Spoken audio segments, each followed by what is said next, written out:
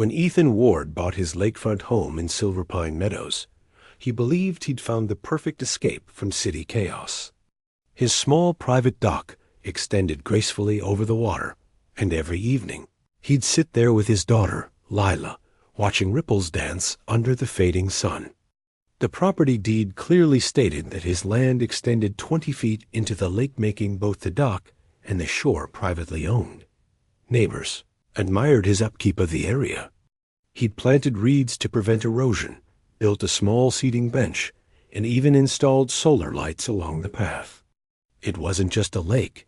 It was part of his family's peace. Everything remained perfect until one quiet morning, when Ethan noticed two men from the Silver Pine HOA walking across his dock, holding clipboards and taking photos. When he stepped outside, they claimed they were conducting a compliance check because the dock area had become common property under a new HOA map. Ethan blinked. Common property? That's my land? The men didn't answer directly, just said, "You'll receive official notice." That afternoon, the letter arrived. The HOA hereby claims jurisdiction over the Silver Pine lakefront as a shared amenity area.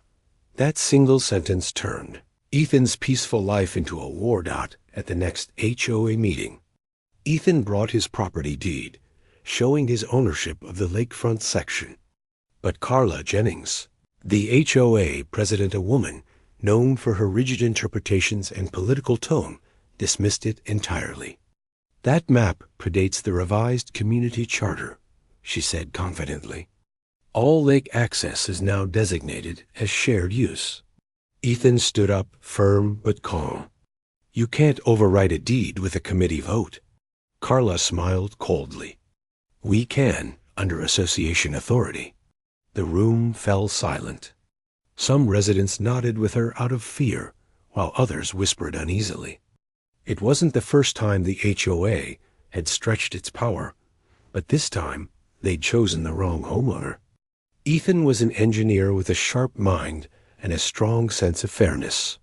He spent the next few days gathering every legal document he could: deed copies, survey maps, even the original subdivision plat from the county recorder's office.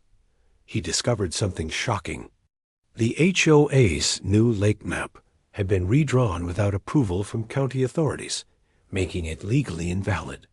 Armed with that, he prepared his counterattack.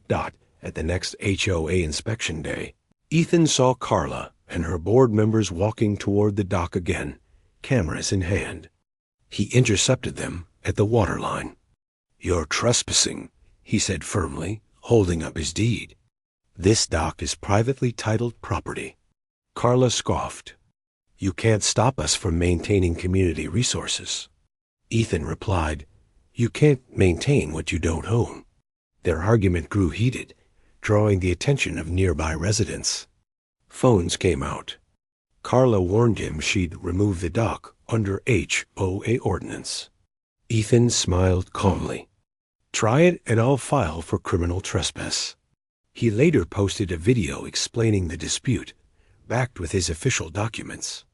Within hours, the clip spread through the neighborhood group chat, then into a local news thread titled, "HOA claims private lakefront as common property."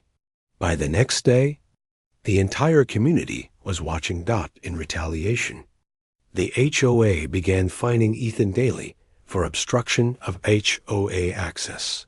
They also sent letters threatening to lien his property for non-payment. Ethan didn't flinch.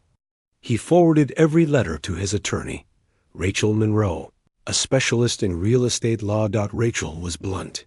"They're bluffing. The county plat and your deed trump any HOA map." They decided to go on the offensive.